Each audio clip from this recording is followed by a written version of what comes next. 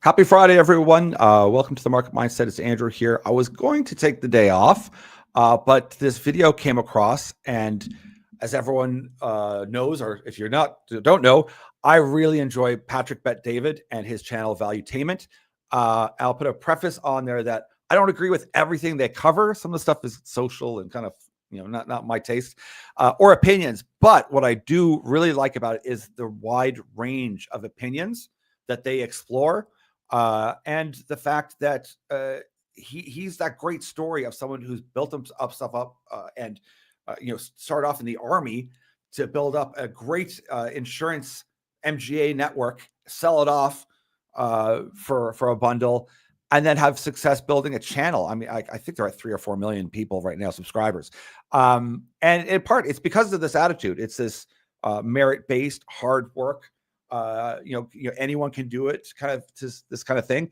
And I think people need to hear more of that, is that there are possibilities, there is hope out there. And I find that very refreshing. And of course, they have different perspectives than other people. And before I jump into those different perspectives, it's about the energy issues that we're having. And I'm not going to focus on the negative issues, but that there is a struggle for power, for energy. And that's a good thing. Because the dominance of energy that's required for data centers, for AI, for robotics, for all of these things is huge. And it's great to see a show like this with that kind of reach to reach out to a market to let people know that this is something we need to fix, and that we're going to, because that's what we've been saying. And we want to encourage more people. So let's just jump into that and we'll just jump in pieces as well, because it's an 18-minute clip. We can send it to people if you're interested, but we'll just target kind of pieces of it. Will permit China to dominate us. If you can play this clip, Rob, I do know you have a clip on this. So Interior Secretary Doug Burgum warned on Fox Business Kudlow that the real energy emergency that we have right now is that we don't have enough energy in this country. Is that the clip, Rob? Yep. Go for it. President Trump on day one declared a national energy emergency, and rightfully so, because we're under threat from China related to critical minerals. We've got huge challenges on electrical power generation. We saw what happened this past week in Spain. That could be happening in America yet even this summer, because the Biden administration rules put our grid at such risk. But then in terms of oil and natural gas, which helps us power our economy, and again, right here on the Gulf Coast, selling energy to our friends and allies, all this natural gas that's going around the world to help displace energy that was coming from our adversaries. I switched from due dates to due dates, and it made me go from weeks. Oh, we got an ad. Terrible, but that's okay. We'll just have to deadline. wait for it to finish. we can skip away, but so let's just take a step back. Dominance in the world. But then in terms of oil and natural gas, which helps us power our economy, and again, right here on the Gulf Coast, selling energy to our friends and allies, all this natural gas that's going around the world to help displace energy that was coming from our adversaries. A total unabashed embrace of energy dominance in the world. There's no apologizing for it. Okay, and pause here for a second. You meet with all these. Okay, I'm going to talk about a couple things here, but that right there, that last comment is so bizarre, that he's like unabashed dominance and energy. Why would you be against your own country? Like, why would you not want your country to be energy efficient, an energy superpower? Like, what take is that? Like, what position does he have that, no, we shouldn't be an energy powerhouse? So I'd love to see your thoughts on someone making that comment, unabashed that we're an energy superpower. Yeah, everyone wants to be. China certainly wants to be. Quebec is very forward thinking, and they're looking at all these renewable strategies and batteries and whatnot. They intend to be. Canada should be focused on it, and for a large part, they are. If you will take a step back now, if you listen to this Doug Burgum, who's the Minister of the Interior or Secretary of the Interior, which you would have thought that he would have jumped out talking about energy with just oil and gas, and he didn't. He talked critical metals. That was the first thing out of his mouth. And we're going to go into the nuclear stuff here soon. But I thought that was very interesting. The first thing out of his mouth, even though he's sitting at a hydrocarbon facility here, was the dominance they have in not just the mining, because they do. China does a lot of mining. We do a lot of mining too. It's the processing, and we need to have control of that. And so it's an interesting message that's coming out. But also, I just thought, and once again, I don't like when they say the Biden administration did this and did that. Like, leave that alone. Just listen. Like, try to not get annoyed by when they add superlatives and other things to comments, because the Biden administration did do a lot, and they funded a lot of programs to move forward. So I always try to put on the hat of, okay, listen to parts, don't listen to other things, because there are great things that were done in the past. And despite how much you might hate the current administration, there are great things if you're a fan of energy, having the luxury of turning your lights on. If you want any technology moving forward, if you want to have independence and not having to rely on someone else to give you the materials you need, it should be a bit of a no-brainer. And the last thing I'll just touch on quickly, because it's a hot topic, is there's lots of politicized talk around what happened in Spain, and that outage was significant and severe. My short opinion on that is what can happen is that Spain is a fantastic place to look at the effects solar power can have. It's hot. There's lots of sun. That's a great place for solar, and they've done very well. I think 70%. Renewable sources like wind and solar account for around 70% of the grid's power. That's great. I love it. That's wicked.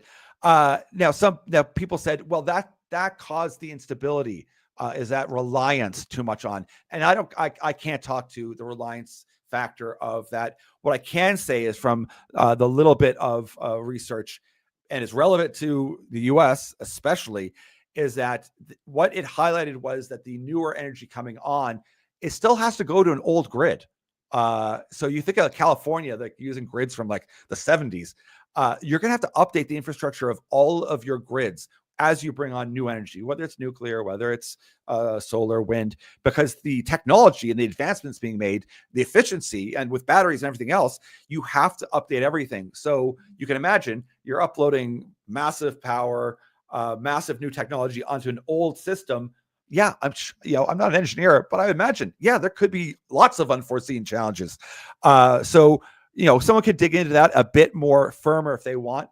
But from the gist out there is that when you remove a lot of the political or politicized talk around it, was that it seems to be more of a grid issue that they're dealing with, a grid infrastructure issue.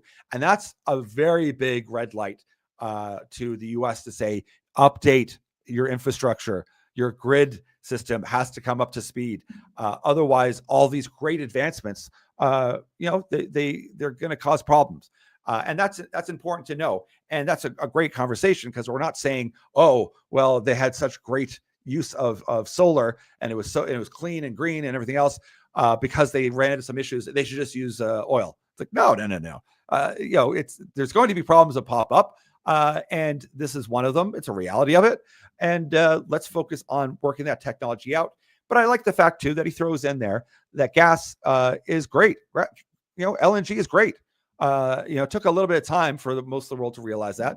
But it is, a great source of energy. And like I say all the time, is that if you could get the developing world and China off of coal, just that, and got them to use LNG, you would hit targets very quickly. That would be exceptionally incredible, I would say, to say the least. That's never a conversation that's allowed to be had, but anyways, that's the politics part. So let's just watch a little bit more here. Guys that work on the Tom, oil rig. Rob, you can pause that. Tom, your thoughts on this? Well, first of all, the Department of Energy is not a sexy department. It's not like Secretary of State going out there on these trade deals and things like that. But you know what? Doug Burgum is doing a job for America right now, and both sides know it, but only one side will admit it. Because what has happened with EVs and with data centers is he's right. We have an energy shortage in America. despite solar panels and wind farms and things that have done, we have an energy shortage in America. This is why Google is trying to get permits for its own micro nukes to supply data centers. It's why Oracle is trying to do the same thing to get permits. And Doug is out there just absolutely, I think he pause gets here. Because opinion on what he's doing. I think he's doing a great job too, and we need to get that message out. And it's true. All these big tech companies want SMRs. All of them, whether it's Tesla and Elon Musk, whether it's a Constellation deal with Microsoft. That's we've been following that for quite some time because they want to be able to control their energy, not have any spikes in it. And they don't have to worry about any blackouts or anything of that nature and be little self-contained units. And one could argue that especially the way that people are viewing AI right now as it being an immense security threat. Like it is the key as far as you hear on a national level or in a large kind of international level is whoever dominates that space and that spot is going to be pretty much the next superpower. So that's why the U.S. is so adamant about having that piece of the puzzle. And that piece of the puzzle, you can see, has a lot of other chain reactions. It means having the chips like NVIDIA. It means having access to power. So we'd kind of summarized or imagined like 2 years ago that, I thought it won't be politicians or governments that are going to push the nuclear reactors to get them done in the U.S. because that's pretty tough. It's going to be these billionaires, and they're just going to do it. And that might annoy some people, but I think that's possible to happen, if not likely. And the downside with that is that, great, they're going to have safe, secure energy, completely undependent from a grid, and yet we won't. So let's jump in a little bit here, but we'll skip along to I think 12 minutes because we're not going to watch the whole thing. And I just want to kind of just jump on a few things here. We'll jump here. Just see. Oh, we got another ad. So just bear with us for 2 seconds here. Be able to host and do all the stuff that I'm doing with different businesses that I'm running. I need nuclear power.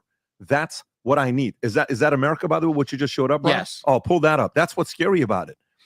Because of regulation, look at this. Look how many nuclear power capacity additions we had by year. Look at 70. Look at 71, 72, 6, 73, 4, 75, and 9. We kept building them. And then after 84, 85, Chernobyl, what happens? Goes all the way down to 0, 1, 0, 1. From 96 till 2015, it's 0. From 96 till today, it's 0. 2023, it's 0. Okay. So this explains things a little bit better because I think I just made a mistake that many Americans make. You associate nuclear. What just happened was weaponry, so perfect. It was so perfect. Yeah, it's so perfect because that's how I went the first. Yeah. This is not my specialty. This is not what I know about. But I do know when you're sitting there as a company, you're like, hey, how much do we have to pay with hosting for this? How much do we have to? Okay, so imagine pause, now, add that to Google. And this is why I enjoy the show because they're saying, "Hey, we're not experts in this." I wish they would invite someone on and get a bit into depth of it, but they explore it, and they're highlighting I know about this because of Netflix shows or media, or I think nuclear weapons, and those are two distinct things. And it's hard for the general population to follow the nuances of different types of energy and what it means. But that's often what people think. That's part of controlling narrative, I suppose. But they were also highlighting, and we've got a great article as well. If you go into our Substack, which is free, go take a peek. It's 12 pages long about key kind of milestones for nuclear resurgence and renaissance, what the hope is. And the U.S. saying that they'll match what China's doing, which I think I would say with pretty firm conviction, they have no hope. I don't want to be a downer, but you can see they jump into how difficult it is to permit to get a nuclear reactor done in the U.S. In Canada, the same way. If it's tough to get a mining project going, imagine what it's like to get a nuclear power plant going. And you've got no end to the people who are going to say no. And that even on the green side, even though it is the cleanest and greenest energy. they'll fight with it as well, and that's challenging, and that's why a lot of people are scared of both mining, extractive, and energy areas, because it feels like, can we get anything done? And meanwhile, you're watching China develop nuclear power plants consistently all the time. They've slowed down and almost stopped now, but every other day they're building a coal power plant. They're building refineries. They are motoring ahead at a rate that we should be concerned and alarmed of. Not because they're China. I mean, it's just because it's any country. Like if Canada was doing it, the US would be like, whoa, slow down. We should be doing it. The amount of wealth it creates is incredible, but we would never be able to match the capacity of a China, because they don't have to really pay too much attention to any obstructive voice. They don't have a challenging party to say, no, we don't want this in our province. It's going there. They don't have to account to anyone. They just have to meet, regulations that are at a world level. And even that, I would argue that they don't really have to. And they're, I imagine, and from speeches and from kind of general oversight, was the intention is, from the Chinese perspective, is the U.S. has had a head start at building energy. We're going to play catch up. We understand that there's going to be a big toll to the environment. We get it.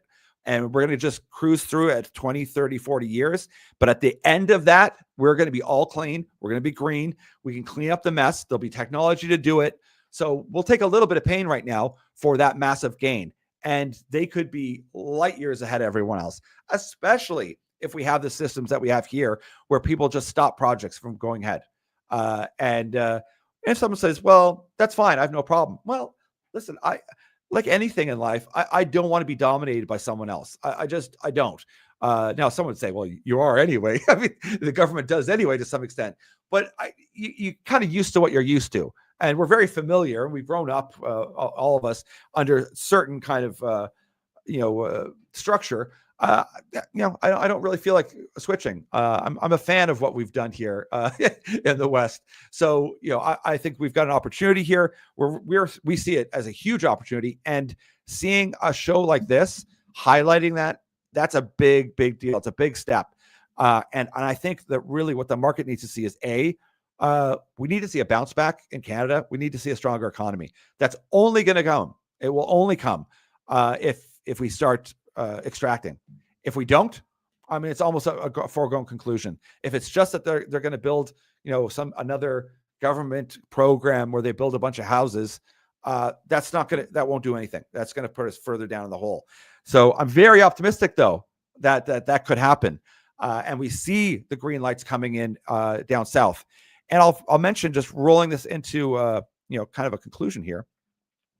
There was an article in the Vancouver Sun, and it's great because it says the Mining Association of BC claims that there's a once in a generation opportunity to boost public support for new mines, touting $90 billion worth of potential projects that could come online. They published a list of 17 potential projects that at some stage environmental review and approval, but that there's a vast amount of economic opportunity here, and it's staggering. It's unprecedented economic prosperity. And that is something that I think people should look at and say, listen, if you want to see a bounce back in your economy, and you want to do it with firm regulations, with good old government oversight, with people that want to do things correctly and right, we can. And we can turn things around pretty well, pretty quickly. We can become a part of that. So we love it when we see other channels that really have nothing to do with mining or energy touting the fact that we need these, that it's important. And it's not just a talking point of critical metals as a political ideology. It's that, no, in reality, if you want any type of future, and we talk a bit about the robot type of thing, but you want EVs, that means all of critical metals, and it means having a supply chain to it. So I wanted to highlight that because I enjoy watching the show. I enjoy their perspective.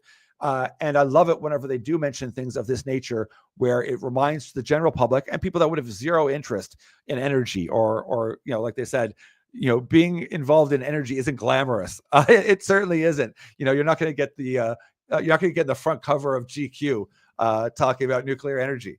but it's so vital and critical. And it's one of those things that behind the scenes, that's what keeps this, the West or this country or the US going, is energy. If you control that, you control your future and your wealth. Anyways, everyone, have a great weekend. Thanks for jumping on here. Once again, we would love to support. We're getting pretty huge numbers of people watching, whether it's just live. We're up to just over 400 average people watching on these live streams, and that's pretty exciting. Never mind the watches afterwards as well. We really appreciate it. We'd love it too if you repost or you send it out as well, or share it with other people, because that gets the message out. And once again, send comments as questions as well. Happy to answer them, or things that you want us to cover. Anyways, thanks again, everyone. We'll see you real soon, and have a great weekend.